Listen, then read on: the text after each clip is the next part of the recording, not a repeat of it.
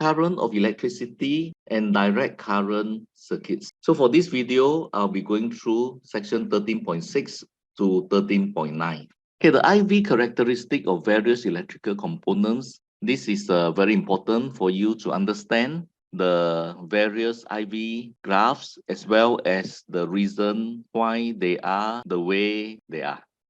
Okay, now I'd like to go over example 7. The line O to X is a straight line passing through the origin.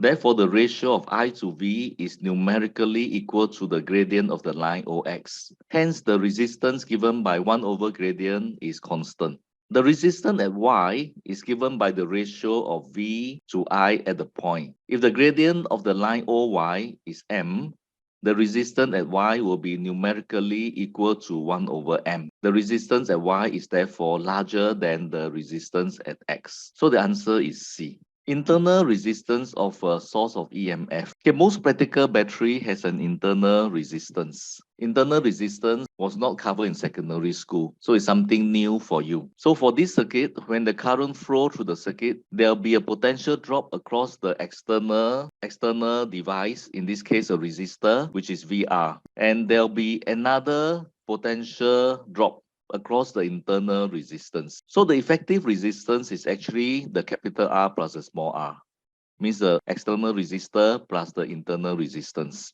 We can look at this in terms of the energy dissipated.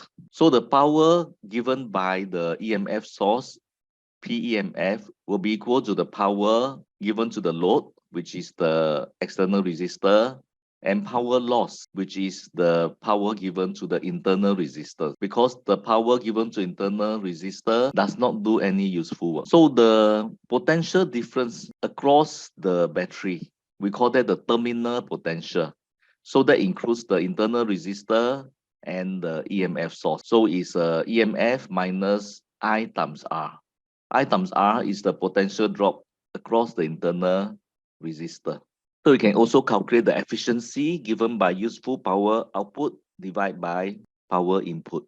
Here, example 8, when the switch is open, there's no current and no potential drop. Therefore, the voltmeter, when you put it across the terminals of the battery, it will measure the EMF, and there will be 24 volts. When you measure across the resistor, so there is no current flowing through a resistor, therefore the potential difference will be 0 volts. And the potential difference between across the switch, so one end of the switch is connected to the positive end of the battery, and the other end is connected to the negative end.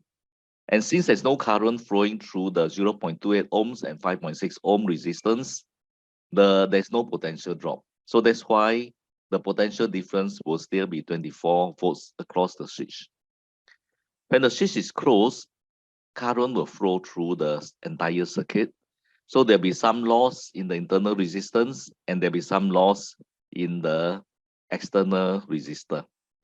So the voltmeter will read 22.9 volts across the terminal of the battery. So this is given by V equal to E minus IR. So across the resistor, it is the same as the terminal potential of the battery.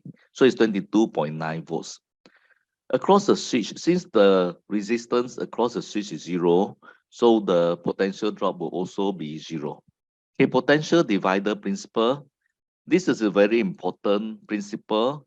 So please take some time to understand this concept. So the potential difference across R2 VCB will be equal to R2 divided by the total resistance, which is R1 plus R2 multiplied by the EMF. A rheostat is a variable resistor where you can change the resistance of this component called the rheostat. So use of thermistors and light dependent resistors in potential dividers.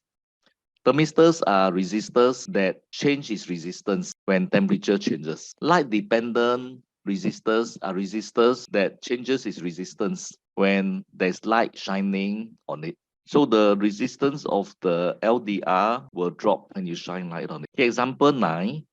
When X is in the lower edge, the PD across PQ will be 0 volts. When X is in the upper edge, the PD across PQ using the potential divider principle will be 20 volts. Here, example 10, the effective resistance between A and C can be found from 1 over RAC equals to 1 over 10 plus 1 over 10. So that's 5 ohms. So by the potential divider principle, the VAC will be 0.545 volts. Similarly, if the voltmeter has a resistance of 200 ohm, then by the potential divider principle, VAC will be 0.533 volts. So if there's no voltmeter but an ammeter is used, the current will be 0.0923 ampere. Okay, potentiometer is something that we use quite a lot for H2 physics. So the potentiometer comprises a resistant wire AB and a jockey that's connected to the wire, which can be shifted up or down the wire. The wire is not insulated. Please study the potentiometer section by yourself. I will go through in class in more detail. Okay, please study the suggested solution for example 11, and we can discuss a little more in class.